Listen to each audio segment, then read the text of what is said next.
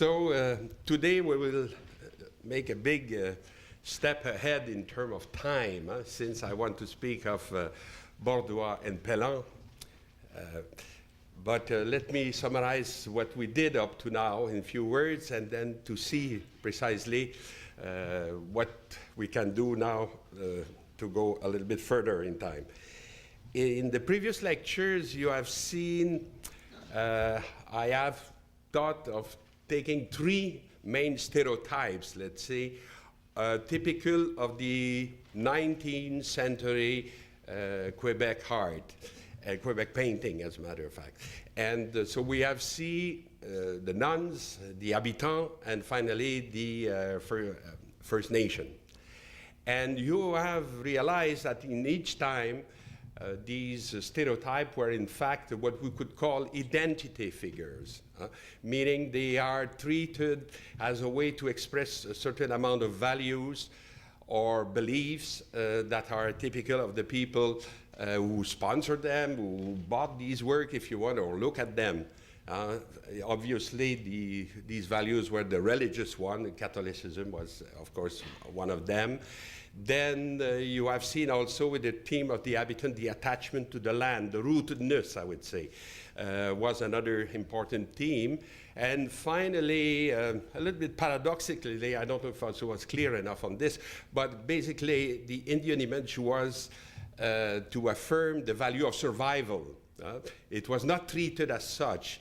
It's not the kind of objective depiction of the other. It's rather a way to express the feeling of one community, feeling that it's threatened, could disappear, and see a parallel or make a kind of identification, if you want, with another one who seems to be even in worse condition than we were. And so even if it seems to be a little bit altruistic, if you want, it's not. It's really an image of the French Canadian as the doomed nation, but expressed through a kind of screen, if you want, who was the figure of the Indian. So these were the three themes. And of course, with the artists we will see today, with Pellan and Borduas, this conception of Quebec identity don't work anymore. They will call this, maybe not them personally, but the sociologist Marcel Rioux, I think, have well expressed the way they perceive suddenly this type of society. The late Marcel Rioux, he was a wonderful man, but unfortunately he's not with us anymore. He spoke of idéologie de conservation, ideology of survival, if you want, of conservation, of the whole value. And in this, all this you will see are questioned by Pellan and Borduas, and because they had the feeling that the modern world cannot, let's say, function with this type of old ideas. For instance, the type of very moralistic type of religion we had in their youth, in a way. They were through this, both of them. You could call it puritanical if you want, but the most technical, the better technical term for French Canadian will be jansenistic, from Jansenius, who was at the time of Pascal, was a kind of rigorist, if you're in terms of moral. And okay, so this was a kind of, if you want, a series of values that were questioned by Pellan and Borduas. Then you have also this idea of language being a force of division between the communities, because the saying went as la langue gardienne de la foi. The language will keep your faith, meaning that if you don't learn how the Protestants speak, you see, if you don't learn English, they will not, you will not be submitted to their propaganda. And so keep French and speak only French, be as ignorant as possible from any other language, and you will save your faith.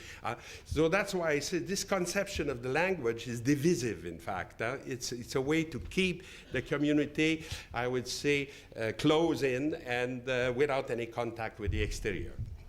The ruralism, of course, was more and more out of fashion because the fact is that there was a big movement of urbanization. People were living in the cities, and also in a way because history happens in cities.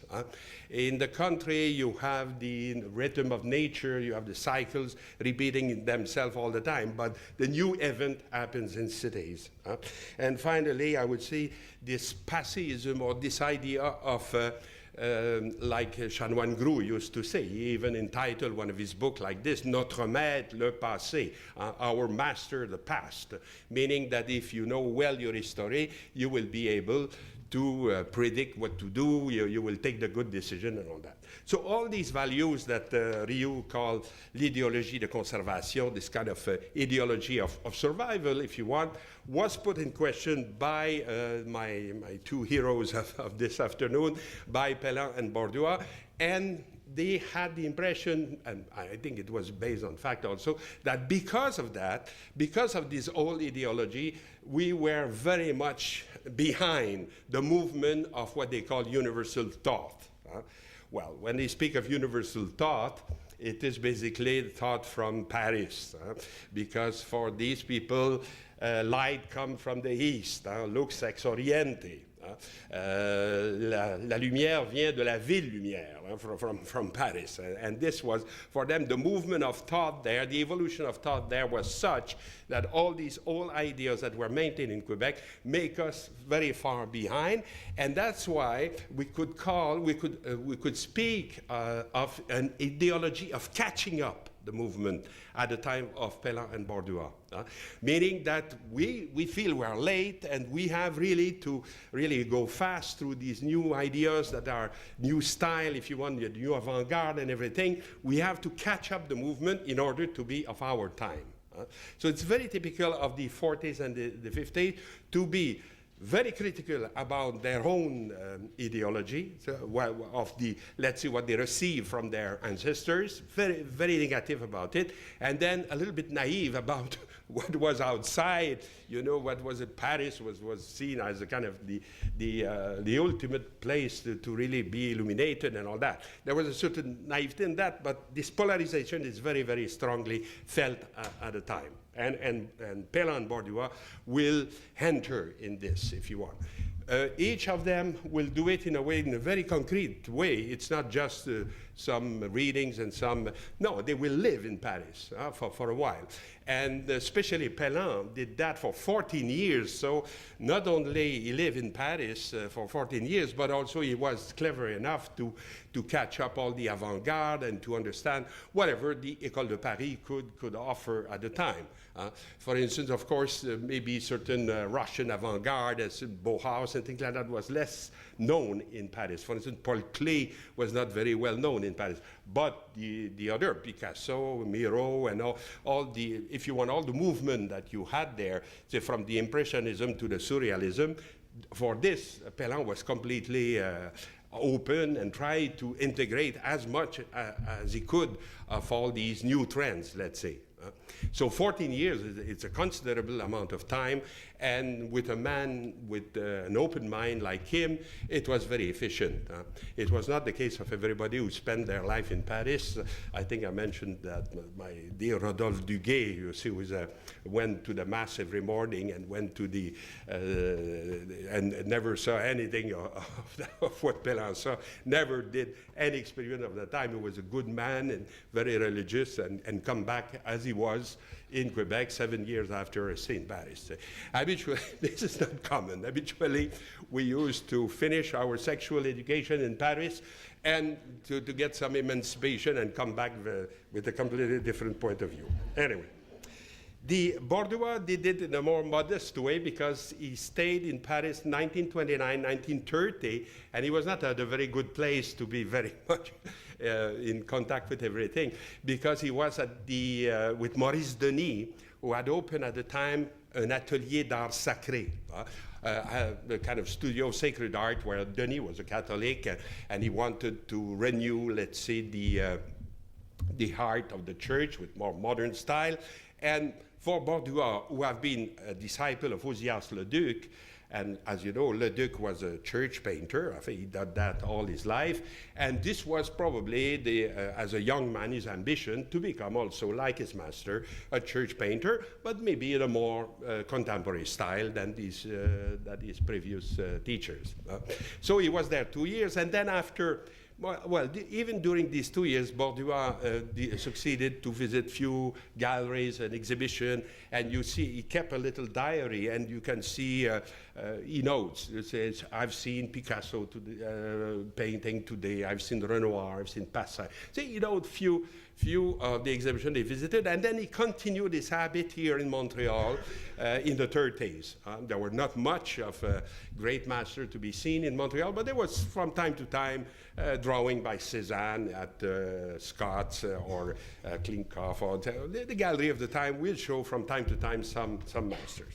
So that's the concrete way, if you want, that the two try to catch up with the movement, at least in the art world. If one thing becomes very clear to them, to both in a way, it is if there is one subject matter that was badly treated by modernism, it was the human figure. Think of what the Fauve or what the Cubists did with the human figure, and you will realize right away that everything that they have learned in a way about how to draw perfectly, how to make the model, and all this was put in question. And so the theme I want to treat today, it is their relationship to figuration, because both of them you will see where, okay, they realized that everything was put in question and we have to change and we have to do something else.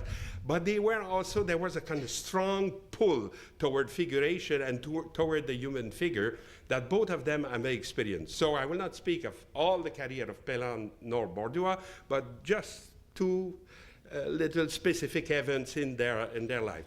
Maybe if you follow my lecture for 20 years, you see, you will know everything about Pellan Borduas. But each time I will give you a little piece like this. But this time, that's the problem I wanted to deal with. What is the role of figuration, of human figuration, let's say, in their works? The first thing to realize, I would say, it is that both were academically trained. Let's say on the left you have a drawing by Pellan, and it's after, let's see, the Michelangelo, the Moses of Michelangelo. It's the right arm of Moses. Of course, they didn't have that, as you can imagine, in the school. They didn't have the real thing, but they had plaster casts of these things. And so the students were asked to copy that as precisely as possible. And the other drawing is by Borduas, and it's an Apollo, of course, and also done more or less in the same circumstances.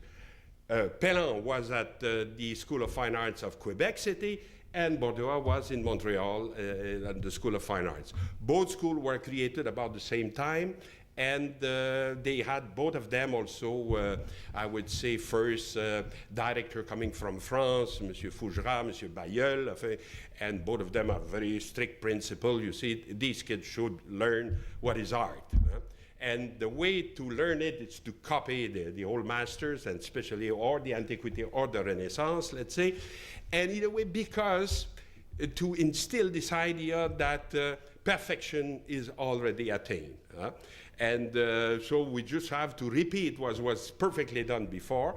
And with the ideology of conservation that I was mentioning before, this was perfect. You know, in a way, you conserve what you think is perfect, what this thing is good for you. You want to save it at any cost. And you could say also these old image, this kind of vision of the perfection being in the past would fit very well with this type of ideology that I was mentioning before.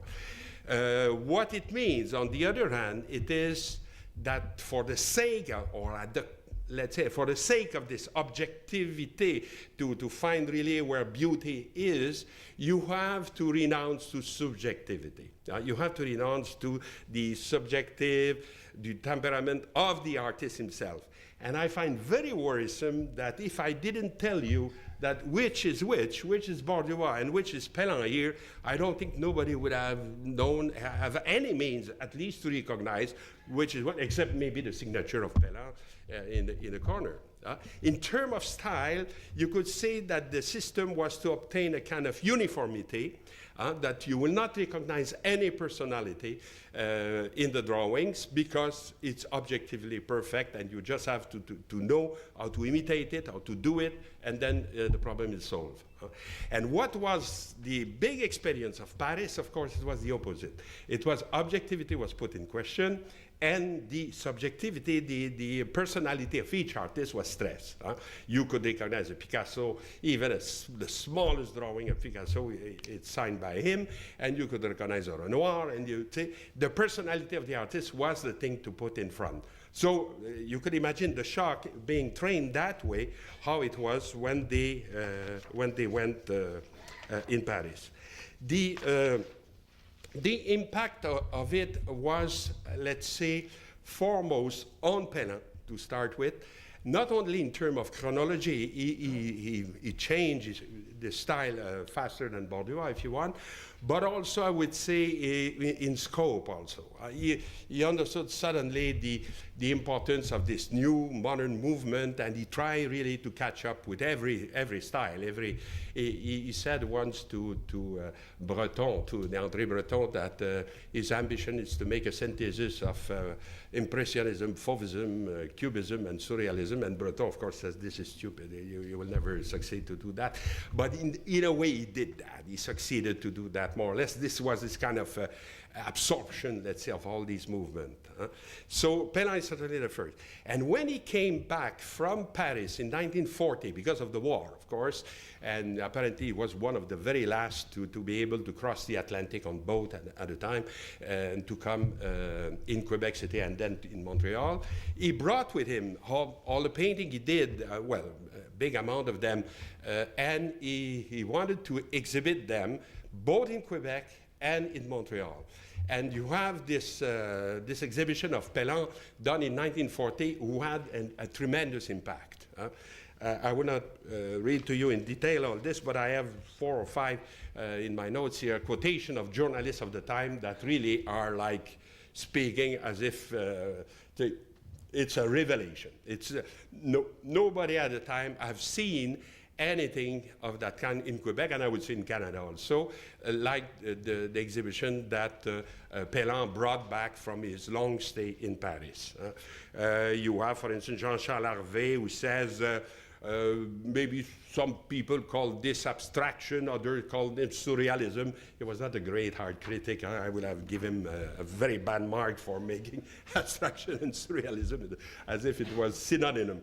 But anyway, he says, who cares of these appellations? What is fantastic here, you have form and colors that speak by themselves, and it's beautiful painting and so on. And all the critics at the time are very positive on that, because they are fighting for modern art, for modernism, and they don't have much example to show. And finally, Pellan comes and says, wow, this is it, this is what we were talking about. Even if they don't see all the implication of it, they are very enthusiastic. Habitually, the critics of the time are not negative. They are rather enthusiastic of what they see. The same, let's say, with Marcel Parisot. Marcel Parisot is the uncle of Jacques Parisot, but he was an architect and also an art critic from time to time, and him himself is very legit. Jamais on a osé accrocher des recherches aussi libres. Never were presented in an exhibition as free researchers. It's already an interesting word for then what we see now with Pellan. Jacques de Tenancourt, an artist, a painter also, will speak of the same thing. He will say, for the first time, we have painting and not stories telling, see? As if all the painting that precede, and in a way, it's a little bit true. There's always the storytelling, now the form take over. And let's say the most delirious praise came from my dear father, Maurice Gagnon, who was a art critic at the time. And I will not read that to you because it's too difficult to translate. But he hands up and saying, Pellan, c'est la peinture. Pellan is painting. Wow, it's a little bit exaggeré. I have my Oedipus complex to settle, but let's say that it's a little bit exaggeré. Bon. The problem now, it is, after all these presentations, how could we imagine this exhibition of Pellan in 1940? I says both in Quebec and in Montreal. Well, we have a way. It's, and it's very extraordinary. There was one photographer who's called Henri Paul.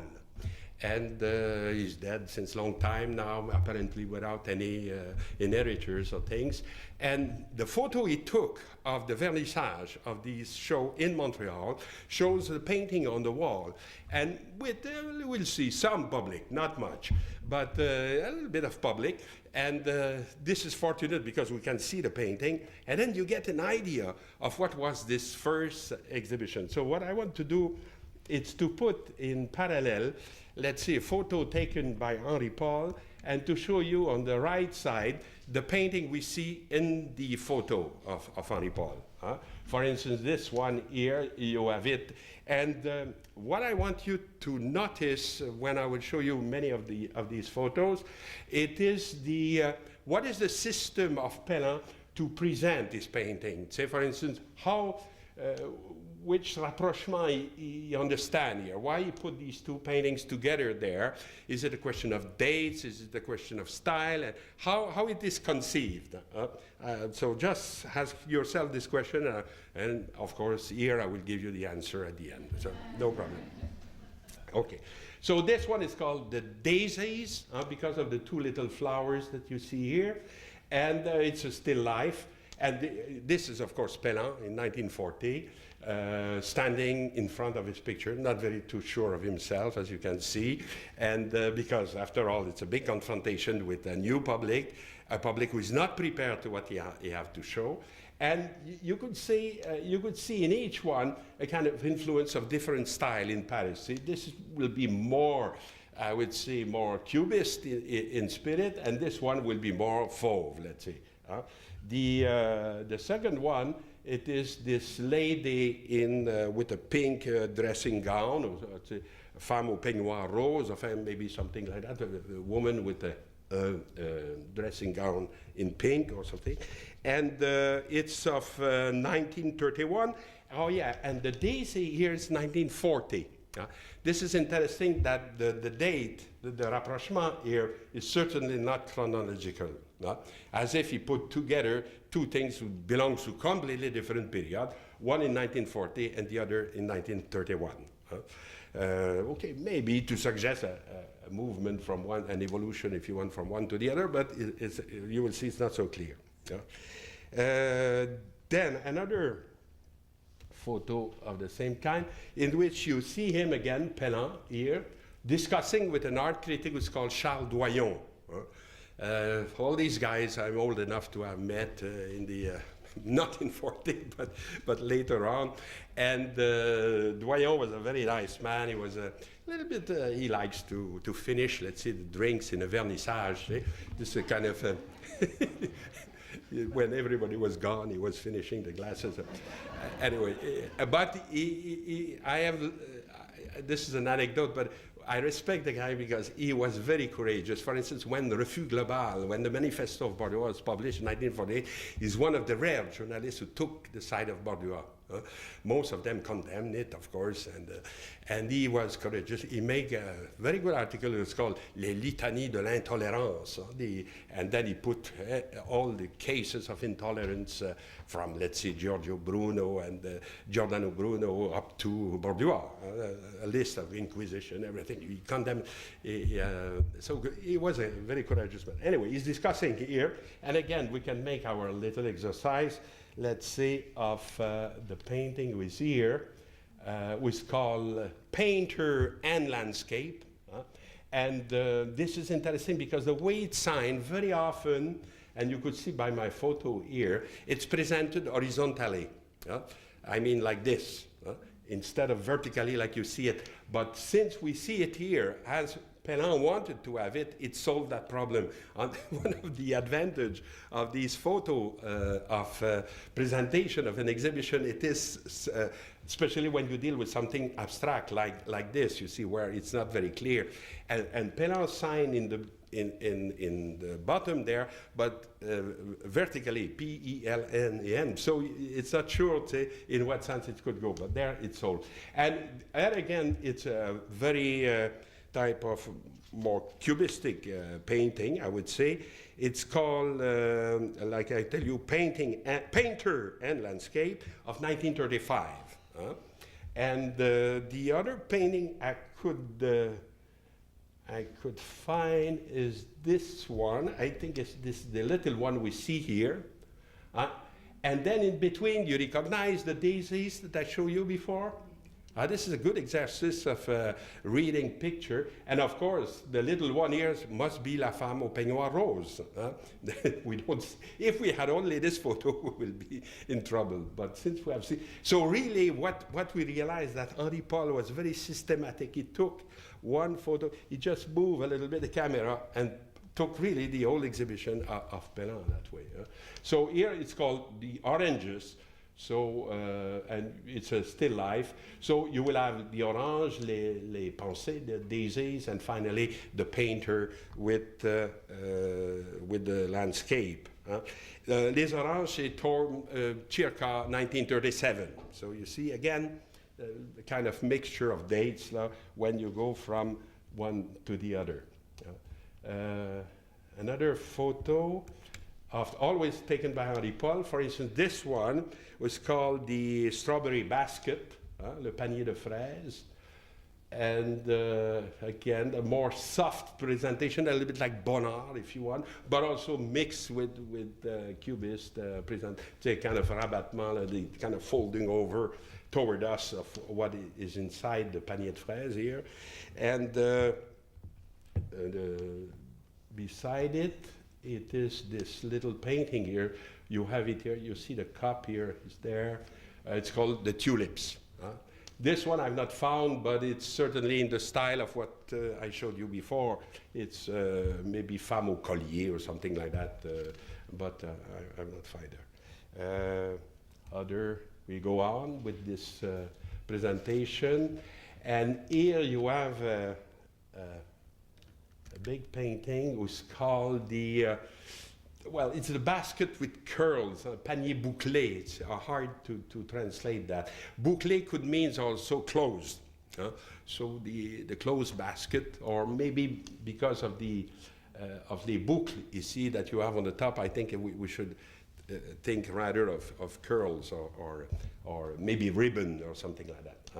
And this belongs to the National Gallery. It's a very more famous one, if you want to put it, and circa 1933.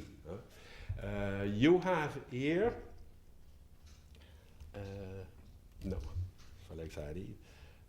you have this one, which is a very curious thing, because this is a little, you can see also the size of this painting in comparison. It's interesting. You see the chair, and so you have an idea of their size also.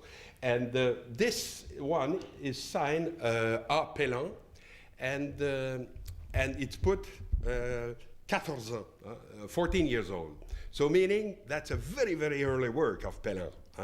Probably he copied a calendar or something like that, because it seems quite sophisticated. I don't see the Pellan family having vase like this and the kind of dish, it's a fruit dish of that style. I don't see it easily, because after all, his mother died when he was very young, and his father was what we used to call an ingénieur de train. It's a conductor of train, of an engine of a train. And so he could make a living, but he was not certainly a wealthy family. So I suspect this is a copy of something, but it was amazing. Look at the color here, the blue and the red. These are the color of Pellan that you will find in all his career after. You find the same color used exactly in this type of combination that you have here. You will find it also after. So this is, in a way, interesting again, because this must date around 1920, when he was 14. And this one, of course, the big panier bouclé is 1933. So as if for him, there's no big deal, you see, to put a very early work, a juvenalia, if you want, with a mature work of much later. He can put both together like this without too much problem. And then this is the portrait de Mademoiselle Thirault. because, of course, Pellan did some curricular activity in Paris, as you could imagine. So you have all these girlfriends are being portrayed one after. There's a kind of rather a good series of them. This is one, so Geneviève Thiraud, that is in the style of let's say 1934, 1935, there was a movement in Paris at the time of return to figuration, very strong, because the Parisians wanted to be distinguished from, let's say, the influence of the Spanish, like Picasso and Miro and Joan Gris, and they wanted also to be different from, of course, the English all the time, and from the German and all that. So they thought, okay, our real roots is to go back to Corot, to Lenain, to all the French, and the Poussin, if you want. So they came back to figuration.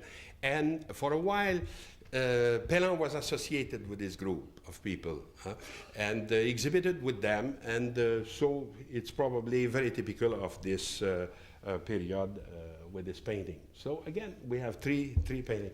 Here you will see this one. Notice, trying to remember it, we will see it in a little bit further in another photo. I continue my little, well, that's it, yeah. This is, if you want, if I go back, if you look carefully at this one, it is now in the middle of the photo, the same thing. And this is it here. It have a funny title, it's called Pensée de boule, thought about balls, or I don't know, maybe that's not a good translation, but anyway, I've done it. And Pensée de boule. And anyway, 1936, and then kind of more abstract, if you want, type of things that he had there. And you see the old gentleman there is looking at the Les Fraises, the little 14 years old painting. So you see we're really always very close to one. There's a corner here, and exactly what Henri Paul did is to photograph like this slowly everything that was shown there. Oh yeah, this photo is very, very, very difficult to read and very small, but the painting that's shown there are very famous. For instance, this kind of still life that he called the green table with the name of Proust written in a very naive way, a kind of funny way, Proust, like this is here. And mind you, you have to believe me on this because it's not clear at all there, but I work on a better enlargement of the photo, and I'm sure of this. This one I didn't find. And this one is a magnificent cubist style still life, which is called the fruit ball, le compotier, les fruits au compotier, and you have it here. And then you have this one, which is called Au clair de la lune. It's a song that, and you see a couple looking at each other. Their eyes seems to be a little bit not in focus or too much in focus. And then the moon behind, you know. So again, this very different style from, you could see the previous one was almost, if I go back, almost analytical cubism, the cubism with this kind of monochromy, not too much color, to be very much in control also of the effective kind of analysis of each shape, different point of view on each thing, like you will expect from analytical cubism. And this one will be more synthetic cubism, with broad surface of color and with profile treated also with phase view and all that. This is more what you can expect from the... And then finally, the still life is here somewhere. It's probably that one. It's less convincing, but I suspect that my slide is turned in the wrong direction. Anyway, ça s'appelle aussi le panier, les cerises, yeah, the cherries. Then you have another photo which is interesting in a way because you see here a teacher who's called François Hertel, was a Jesuit, and he was quite a Jesuit. he quit the order after a while, so I guess he was not completely integrated in the system. They punish him in a way.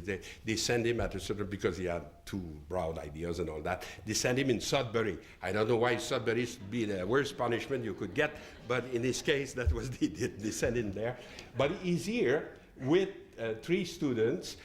He was teaching at Brébeuf, Collège Brébeuf. It still exists on Sainte Catherine Road, I think. And he was, at the time he was teaching, and among his students, I don't think he's there, but there was Pierre-Éliott Trudeau. Trudeau make his studies with Hertel at Collège Brébeuf, and he's there looking at drawings by Pellan. That you could see some others here, some sample. No, maybe the same. Huh? Again, there's a change of orientation. Anyway, you see this lady is here, and this one is here, but they have a problem of orientation of the slide. And these were charcoal drawings, very realistic, most of them.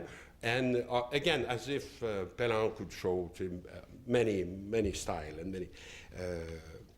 What we could see then at this exhibition was the bearings of 14 years in Paris, in a way, and with different style. And he went there in 1926 with a grant from maybe one of the first one given by the province of Quebec at the time, with one of his friends who was called Omer Parent. And both of them went to Paris like this, but Pellan stayed there 14 years, and as I tell you, he come back with this. So this, if you think of the way it was presented, I think this is important in a way to realize that.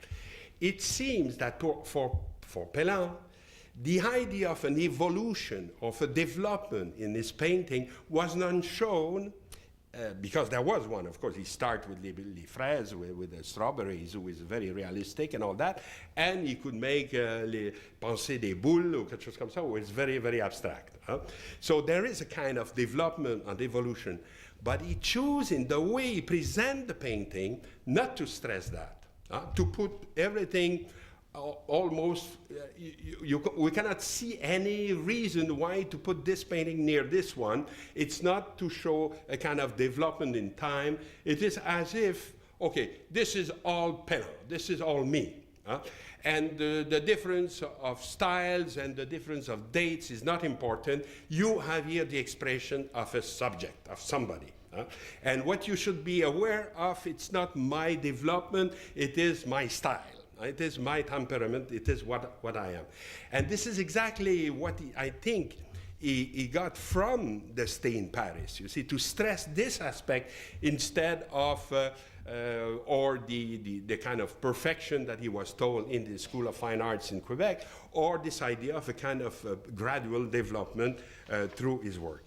And this is why, when he came back to Canada, and he decided to take a break and to go to answer the invitation of 2 friends. Jory Smith was a painter, and also Jean Palardy, who at the time was a painter. These people have bought in the Comté de Charlevoix a little property near la Petite Rivière Saint-François. And they met Pellan like this when he came at this show, probably. And they said, why you don't come with us? We have a new little house there, and you could relax there. After all, you come, it's the war and all this. So he accepted, and he went 2 summers, 40 and 41, and he painted there rather figurative painting. I think the intention was first to continue what his exhibition, what his retrospective shows, meaning that to be abstract or figurative, it's not an important issue. It's to be me. It's to be Pellan. And well, I could now, maybe that I'm with friends and I'm in a beautiful countryside, I should maybe do figurative painting. And he did, this is exactly a representation of a road that you see at Petite Rivière Saint-François.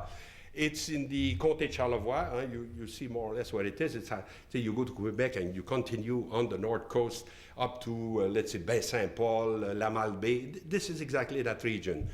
And La Petite Rivière Saint-François is a little bit backward. You have the village like this. It's spread over on a few kilometers along the road, and you have the little church in the back. So he really showed the things as he saw them, maybe with some nostalgia of what he have left since 14 years. Maybe that have played a role there too. And they are very pleasant figurative paintings. They could be seen like this. This Petite Rivière Saint-François is famous also because one of the great writers that you may know of, it's Gabrielle Leroy, lived there for at least 25 summers, I think she spent there, and most of her famous novels were written there. But Gabrielle Leroy was later there, was in 1957. Now we speak of 1940-41 for Pellan and Palardy and Jory Smith. Another view of this place, let's say, again, the same village, but now we call it Maison à la Grande Pointe because one of the houses at Grande Pointe, if you want, one of this aspect of the landscape there, you have a kind of point like this, or kind of peninsula, if you want, and there is some houses there, but it's exactly in the same vicinity. And he did there also some representation you will see of children. Apparently, the children come to him. He was painting, let's say, and they were curious to see what he was doing. So he decided to include them in the picture. So you see 3 of them there.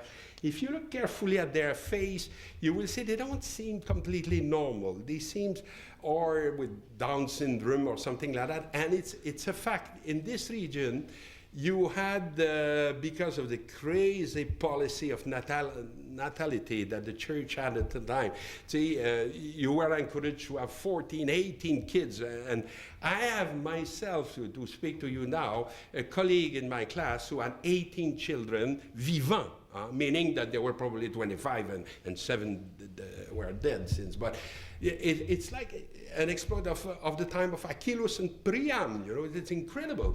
These huge family, and of course with that, very often some illnesses or mental illness, in fact. And you had, for instance, in Baie-Saint-Paul, a huge orphanage like this, big like the museum here, I guess, in which to take care of these kids. So there is, okay, maybe the poetry of this new environment, but Charlevoix was never a very rich region. It's a very hard place in a way for people who live there. But it was visited by artists a lot. I used to say this is our Pont-Aven, like Gauguin was going to Brittany, our artists were going to Charlevoix. It's exactly a little bit the same type of relationship, and with the same lack of care of what was really happening there. But we know that the region was poor, and also in terms of health of these kids, they had problems. He did some portrait of little girls that or young women like he met there, and they look hard. They look badly nourished. And this one, a jeune fille aux lunettes, là, she have little glasses in her hand. She's not pretty and all that. So you feel that it's hard condition.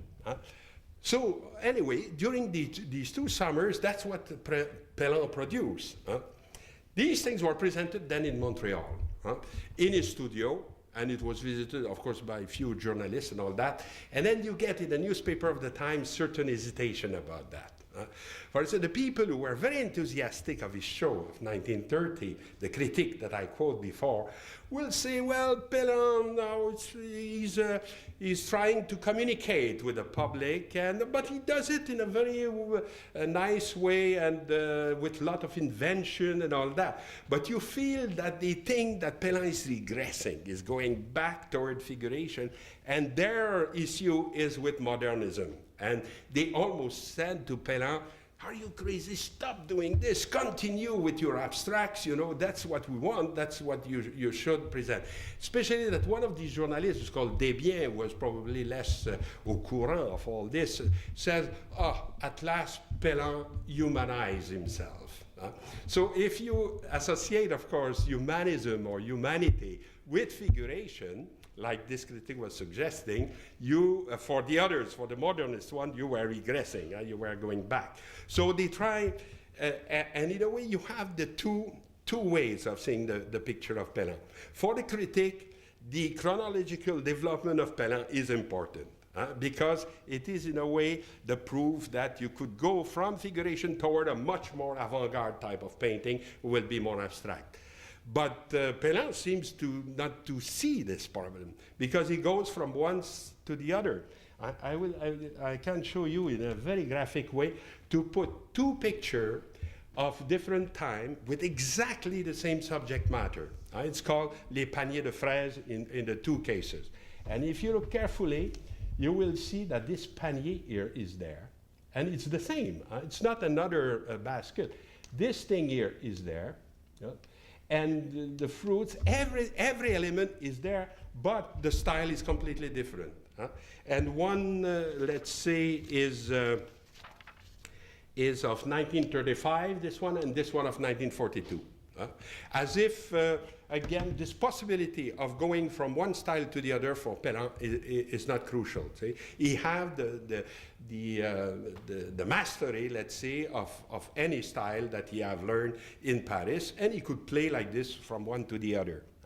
But you understand that for the art critic of the time, this is not good, because their issue is not only subjectivity, not only the temperament of the painter, but it's also progress. It's also art that show progress, that show catching up, if you want, with the movement, like I said before. Okay, this is the adventure, let's say, of Pellan with figuration, and I try to put it in a more general context. What happened with Borduas during the same time? Well, Borduas, I would try to evoke rapidly what he did, let's say, before turning more abstract. And after 1942, you could say that he was completely associated with non-figurative work. And the big problem with Borduas, it is in 1945 and 46, there's a brief coming back to figuration for, let's say, a year and few months. And the problem then is to explain that. How come that Borduas was very much associated, in the contrary to abstraction, and suddenly go back only for a short period? So could we apply the same model? Is it like Pellan, trying to show that he's a temperament, he's a subjectivity, he can express himself, or there is another explanation more coherent with this idea of evolution that I was mentioning before? Because after all, like I tell you, Borduas was probably more seen as the one who made the right step at a certain moment.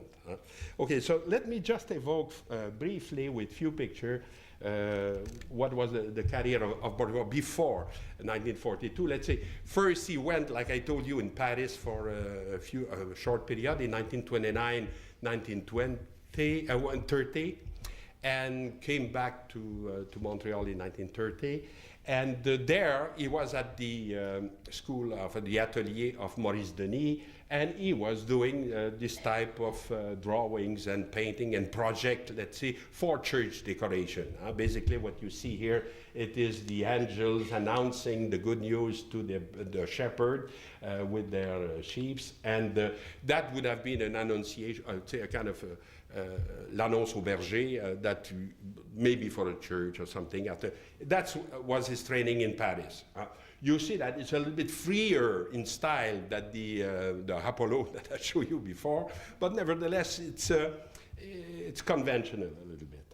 Things become to change more drastically in 1941. I really skip a big amount of time there with the portrait of my mother. So you will have all my family will pass today. This portrait is here at the museum. You can see it on the other section, the little room devoted to Borduas. So 1941. This is probably among the last figurative painting of Borduas. He did a few portraits like this, and after he shifted toward more abstract work.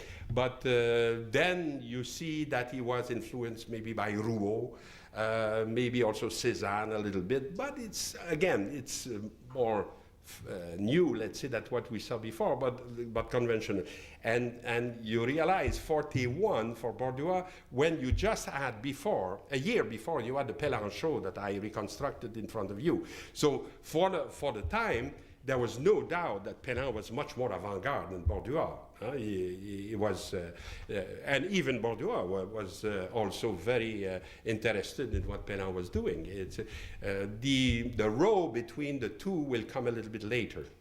When Pellan will take a job at the School of Fine Arts, Borduas will not forgive him for that, because Borduas was very much against the School of Fine Arts. He didn't have good marks there, and he had trouble with Maillard, with the director and all that. And he says, Pellan, are you crazy? You go in the academism and you should not go there. But on the other hand, like Pellan says, he says, I was without a job, and Borduas had one. He was at the École du Meuble, and he says, why you could teach and I could not, you know? And so then there was a kind of fight between them, and they were not very, very much in contact. Anyway, this is among the last figurative painting of Borduas. And then in the same year, 41, this is probably the first, because he said that, this is the first abstract painting he did, which is called Abstraction Verte, green abstraction. It's more or less, I would say, based on a still life. You could imagine this as a kind of table, the red mark there, and here in the center, maybe whatever you want to imagine, like fruits or something. As if the idea of making an abstract painting means for Borduas to make a painting without any preconceived idea. That means you take the canvas and you don't know exactly what will happen. You take two colors and you become to put some colors on the surface, and then you construct it under your very eyes. If you do like this, what can happen, of course, it is that the style that you have practiced before is there, more or less. You have already a certain knowledge of composition that you acquire from the still life that you have done all the previous year, all the portrait. And the composition of it, well, the organization, if you want, of it, could be close to figurative painting that you have done before. This is not surprising. But on the other hand, like he says, this is my first essay to make a really an abstract painting in 41. And then in 42, you have a brilliant series of gouache that he made that were presented in l'Hermitage here nearby on the Côte des Neiges. And this is a kind of it was a theater for students of Collège de Montréal, basically. There's no gallery would have shown that at the time. This is not painting. No gallery. So they had to improvise always the place where they show these things.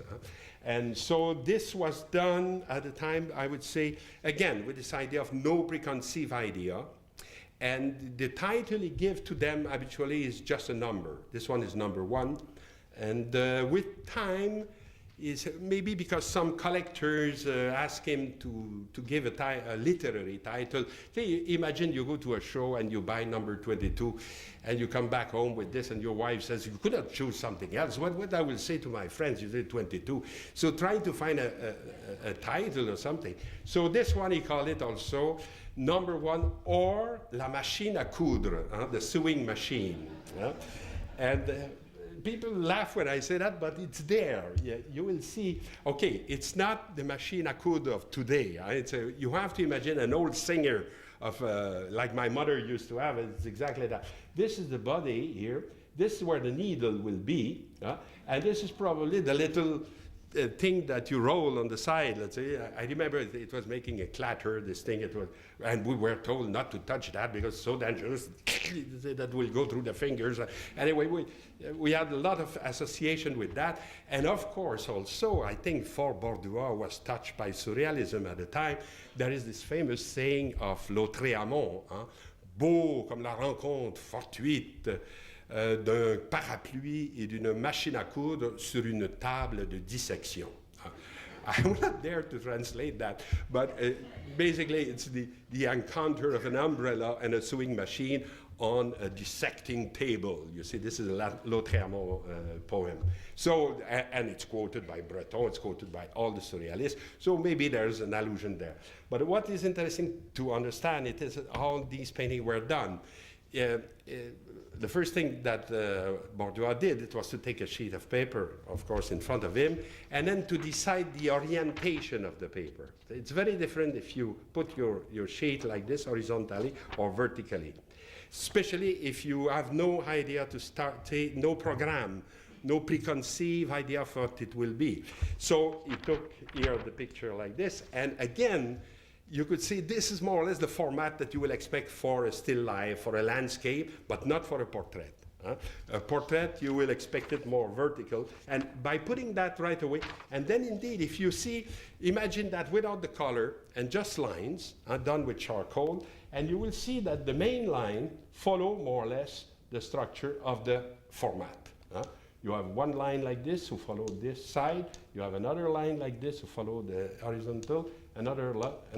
And then it's exactly how the thing got built. I start with one line, this line suggests another one, and slowly like this, the drawing is established. And then the same system starts with color.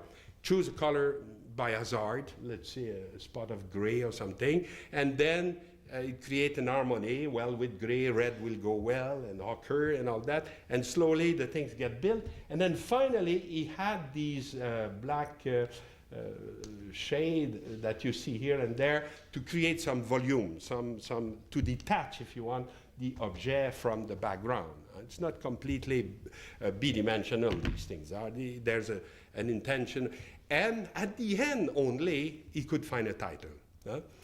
I would say he didn't start saying, I should make a sewing machine, you know, to fool all the public with that. No, he did his drawing like I explained to you, and then the color. And at the end, he looked at it, and then he gave a title. Sometimes no. Sometimes it stayed number 1, number 2, number 3. But most of the time, they got titles, especially sometimes by the collectors were pushing him to do it. So this was the, let's see, what we was expecting of Borduas, you see. And in that case, my presentation is very like evolution of a painter. I start with figurative work, I show you how he shifts suddenly to abstract, and then after that, you could say, for the rest of his career, it was like that. Except 45, 46, where suddenly we get very different type of paintings with coming back of some figuration. You see here there's a kind of a personage, a woman, and near her there's maybe a man or another woman. It's hard to know. They are on like painted on a little black pebble, and you have these kind of weird plants on each side. And he called that picture 2.45. I will explain why he called it that way, or the Enchanted Island, l'île enchantée. 2.45, this is interesting because it's a date in a way. It's like second work of 1945, so that's what it means. And this is very rare that you have this, let's say, a perfect sequence in time of pictures of any painter. See? For instance, the painter of the past, like Caravaggio, people like that, there's endless discussion to know which painting was done before the other and how they get organized in a kind of sequence like that. And it's interesting to know because very often a painter will have an unsolved problem in one painting and it will explain the other painting after. You want to solve it, so he goes he make another one, will be 3.45 and 4.45 in order to to change parameters and find another solution. So this is a kind of day. Mind you, we had a shock when we find in 1847. I said, oh my God.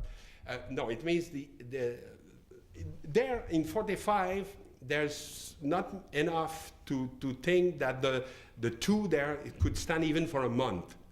A picture of February 1945. But when he put 1847, of course, it's a 18 painting of 1947.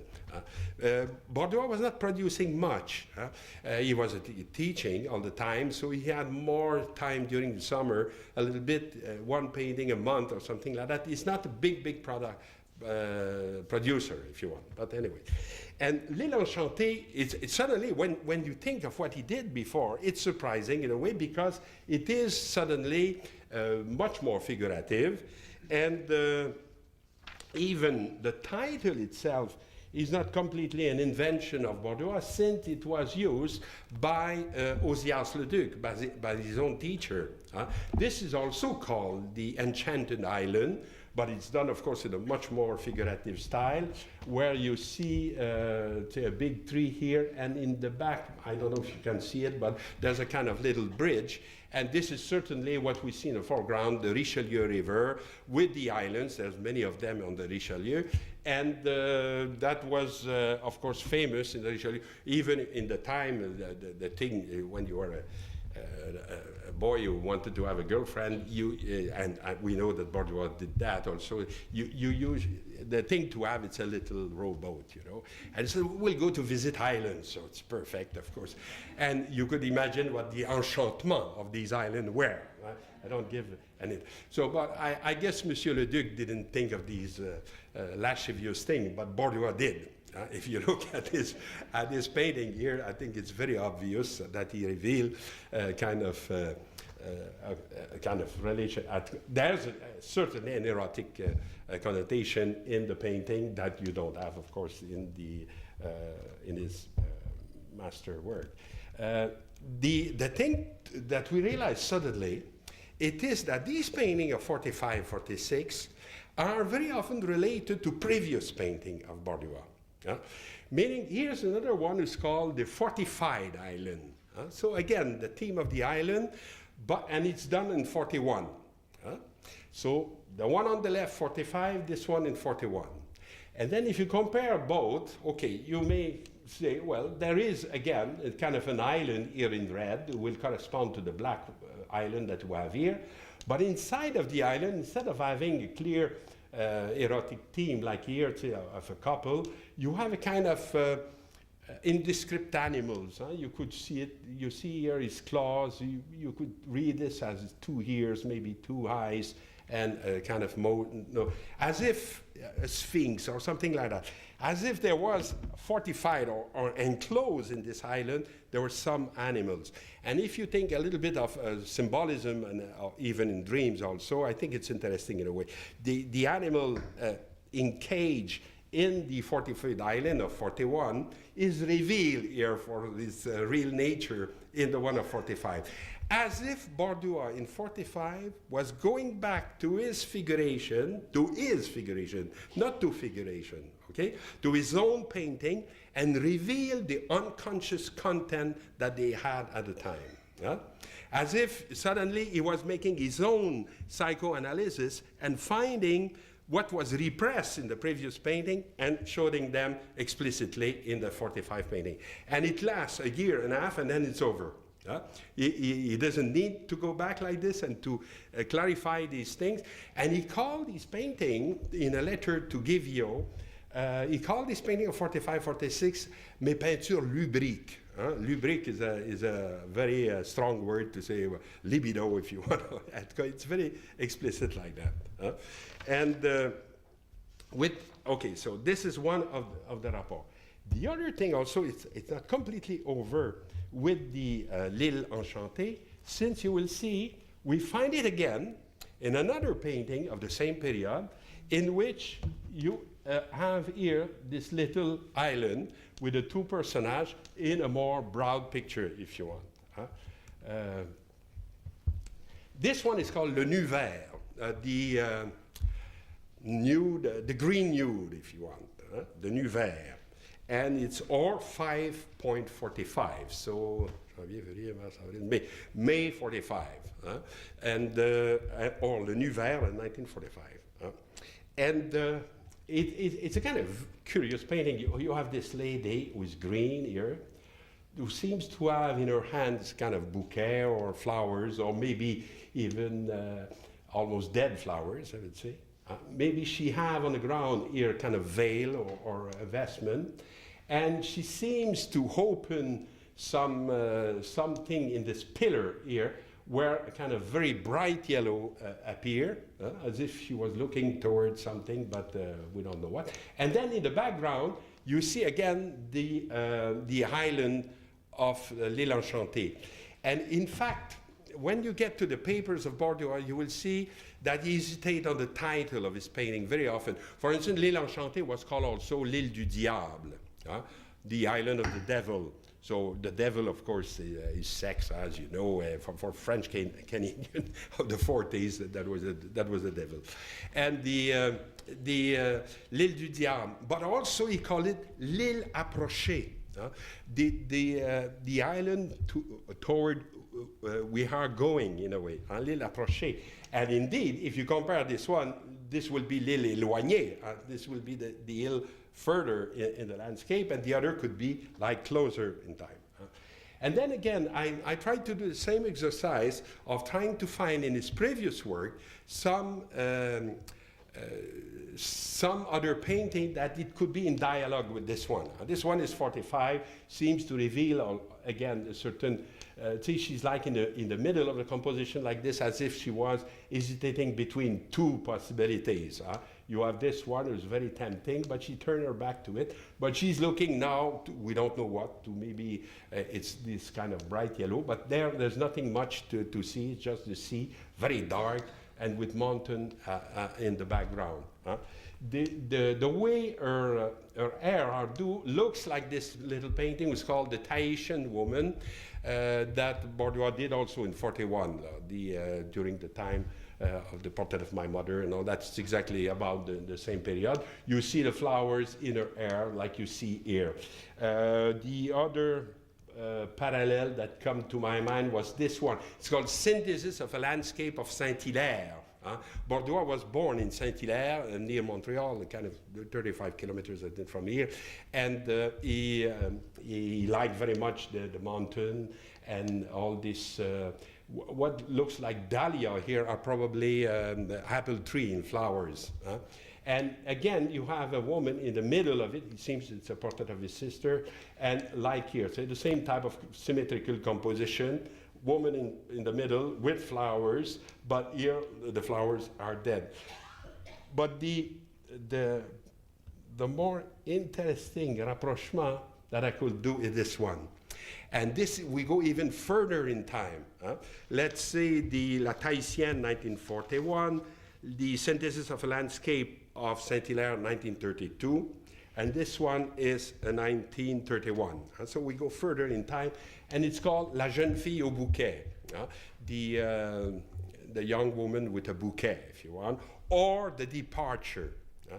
And I think what it is behind, it is a painting that he did when he left Paris, when he left France to come back to Canada. And that's why you see in the background here a little boat, you know. And this is, of course, the girls that he left on the coast of France with a bouquet of flowers. You leave them with what you can when you go for good.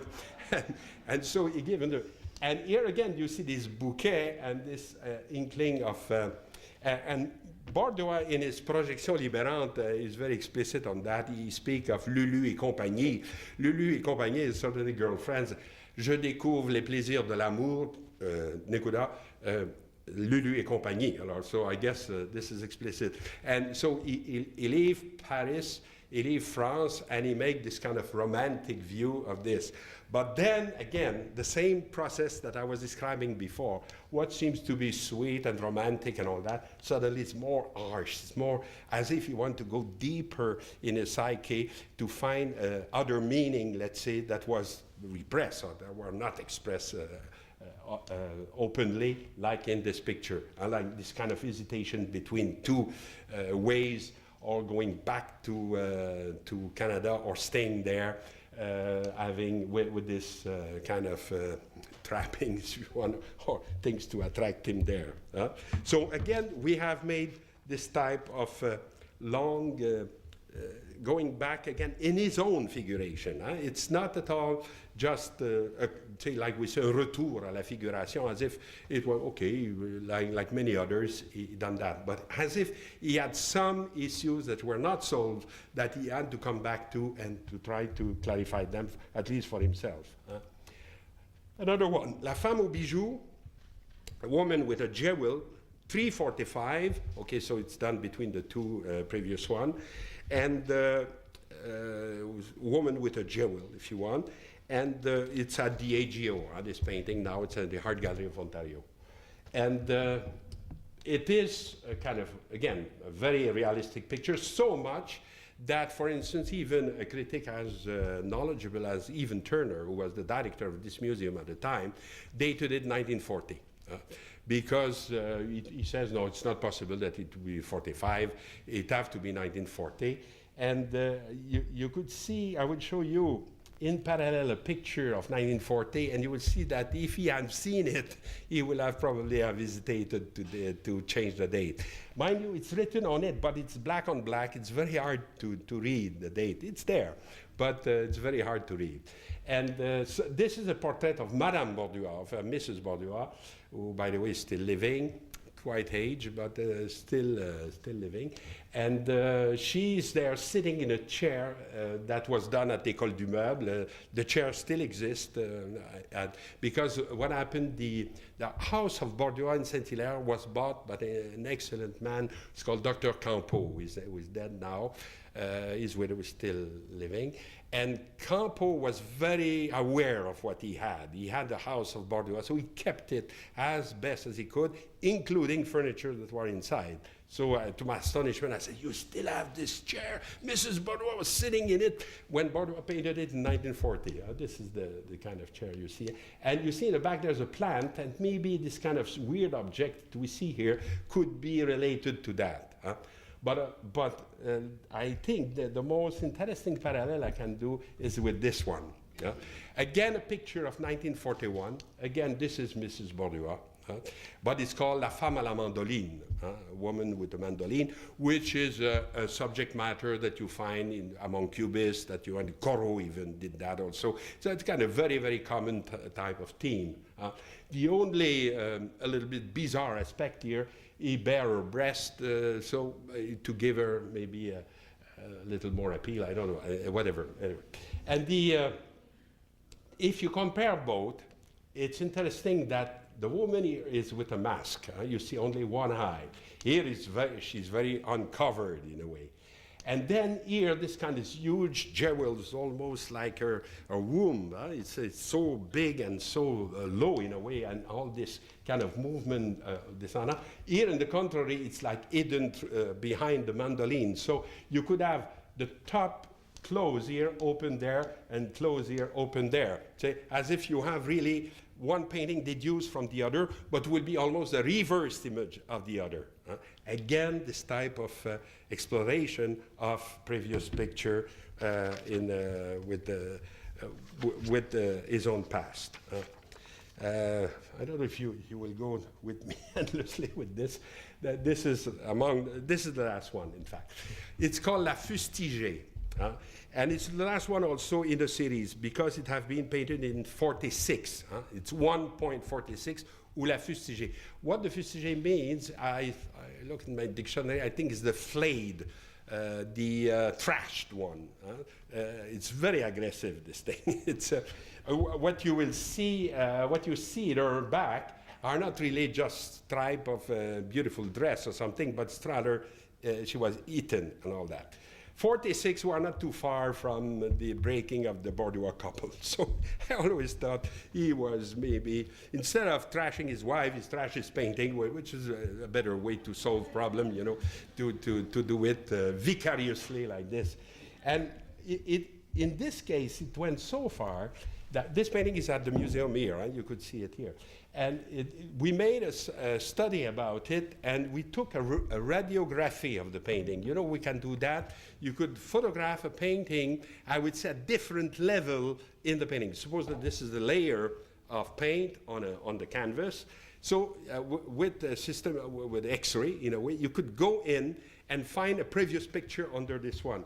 And they did that with this one, and they obtained this photo, which you see, it is the same personage, and we were looking desperately for a nu de dos of Borduas. We knew that he exhibited at the Dominant Gallery here on the other side of the street, when Monsieur Stern was the landlord there. And there was a nu de dos, nude from the back, let's see. So this is it. This is the same painting that was used by Borduas to make La Fustigée, as if he transformed, not only he make a parallel painting, but he used the same to reveal again some hidden type of content like you will have here.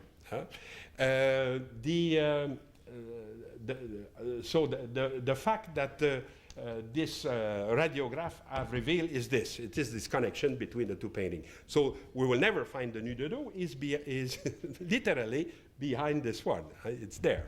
So the two. So in this case, you could say, well, he's really making the connection in the same painting. Let's see, the discussion around this painting is complicated because we have also a famous art historian who came here in the 60s. It's called Bernard Tessèdre. I have a lot of respect for the man. He was my director of thesis at the time. And without him, I don't know if I would have a PhD, but he was excellent. And he came here in Canada. He lived with Molinari, and so he was very close to the avant-garde here. And he thought this painting was about something else. He thought that it was an allusion to the legend of Leda. You heard of that. Leda is supposed to be another girlfriend of Joyce. Joyce, as I told you before, a certain, very active on this side. And he got in love with this Leda, and this time Joyce had the brilliant idea to transform himself in a swan. So Leda and the swan, habitually. So Tessèdre thought that maybe we could interpret one of these kind of wide shape, or maybe this one, as a swan, and also that there will be there also a snake. So for him, the final title would be Leda, le cygne et le serpent. And indeed, there is picture of Borduas were titled like that. Leda, the swan, and the serpent, and the snake, let's say. Which is, the snake, it doesn't appear in the mythology, in the Greek mythology, not at all. Normally, what is said about Leda is that she gave birth, of course, to eggs. When you make love with a bird, you could expect anything. And so she had habitually 2 eggs. In one of them, there was twins also. And in both of them, there's twins. In one, it was Castor and Pollux, who are always quoted as the best friends, as Concord, if you want. It should be the symbol of Concordia. And so Concord. And in the the eggs, you had Clytemnestra and Hélène, okay, where the 2 girls were discord in the contrary. So Leda gave birth to the Concord and discord. And habitually, this is the legend. Mind you, you could maybe interpret these 2 circles that you see it as the eggs, as the symbol of the bird of this. I'm not sure of that. I'm not sure of this interpretation because it seems to be a little bit far-fetched. But since Tessèdre was my professor, and I must respect professors, otherwise I will lose my job myself. And I give it to you for what it is, in fact. There is, but on the other hand, okay, this is just a black and white photo. There is, on the other hand, a picture of Borduas, 43, which is called like this, Leda, le cygne et le serpent, where you could see the 3 things together. It belongs to, wait a minute, I have to go back just a little bit, 1 second, to explain that. Yeah. Just a last note about La Fustigée. Le nu de dos belongs at the time to a collector who was called Monsieur Barcelot, who was a lawyer. And at a certain point, Borduas bought back le nu de dos. So that means he wanted to have back this painting, and he gave him in exchange this one, who's called Abstraction Bleu, Blanc, Rouge, which is a magnificent painting. It's at the National Gallery now, and I'm sure that Barcelona was very happy of the exchange. You see, this was much interesting. But just to give you the idea also how Borduas must have been obsessed by this fustigé things, and so he bought that. But okay, so we can go on. And with this one, with this painting of 43, who is at the Musée de Joliette, you have now very explicitly as a title Leda, le cygne et le serpent, enfin, really the three things. Huh? I wanted to, I'm sorry, I will put that back.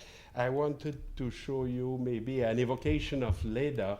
I like this one very much. It's in Ostia, and La Domus Fulminata, in which you see Leda with a goose, you know. Maybe it's not really the best way to depict them, but they are together like this. And but like I said, the whole theme is always there's no snake when you think of Greek mythology. But there is okay. This is a Leda done by Leonardo da Vinci with the twins that you see, the two boys there. And then, okay, the bird's a little bit more credible. It's a little bit bigger. And it's the original of Leonardo is lost, but we know it through this bad copy here that we have there. But the association of Leda, the swan, and the serpent, I don't know, this doesn't work anymore. I guess I use it so much. Do you see it on the top there? You see a kind of serpent?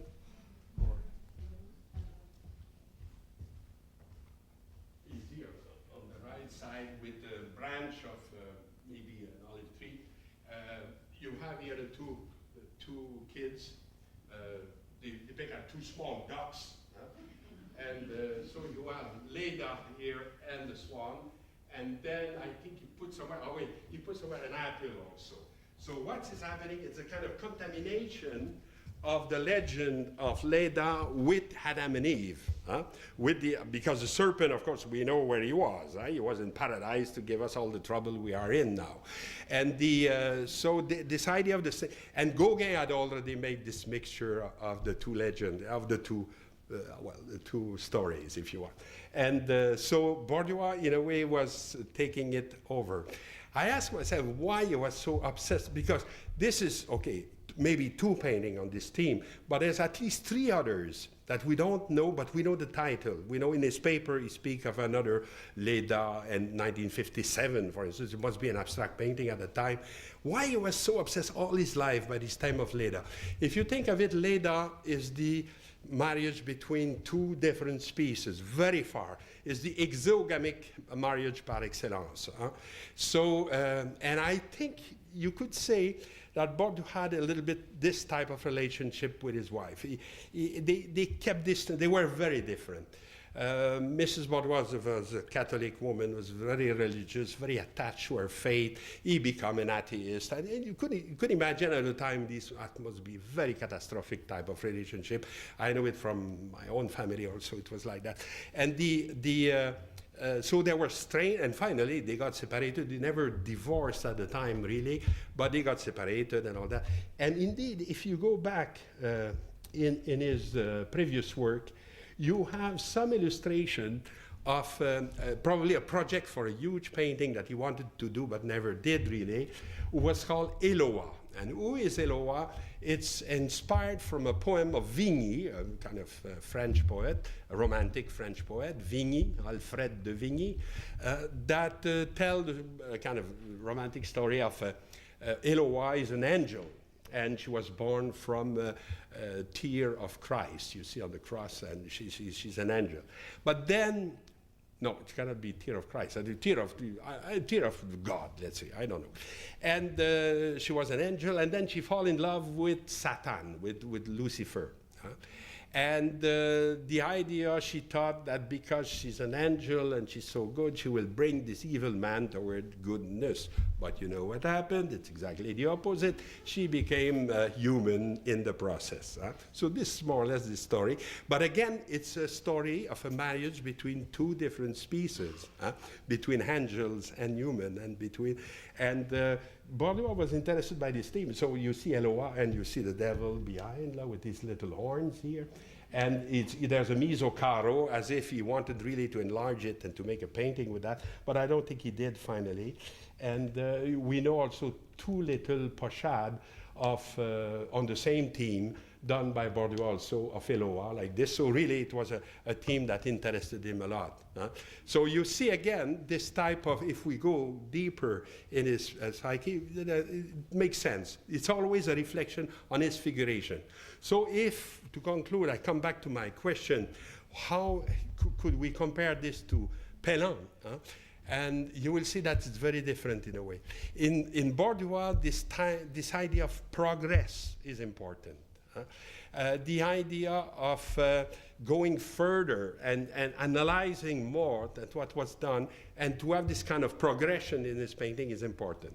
So in a way, you could say also that he was ready to sacrifice subjectivity, because then what he revealed, it is the unconscious content, which in a way escape our control, our conscious control, as if we are born with something more deep in us that is there and that we don't control completely by our consciousness.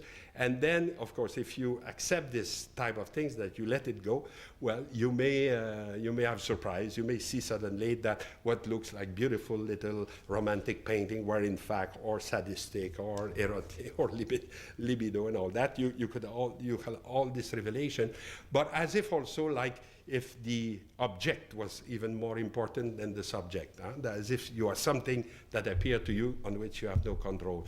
And I would say that the main importance of Borduas in the development of Quebec thought and art, it is this revelation of the unconscious. It's not an idea that I've invented. I quote here Marcel Saint-Pierre, one of my ex-students, but anyway, we'll go further than his teacher. This is very good. And he said that, and I think he's perfectly right.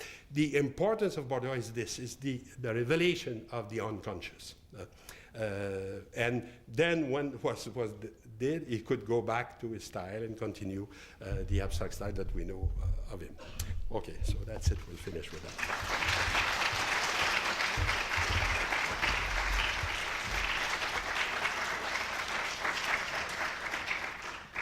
It was a little bit long today. So I repeat for the student that came late.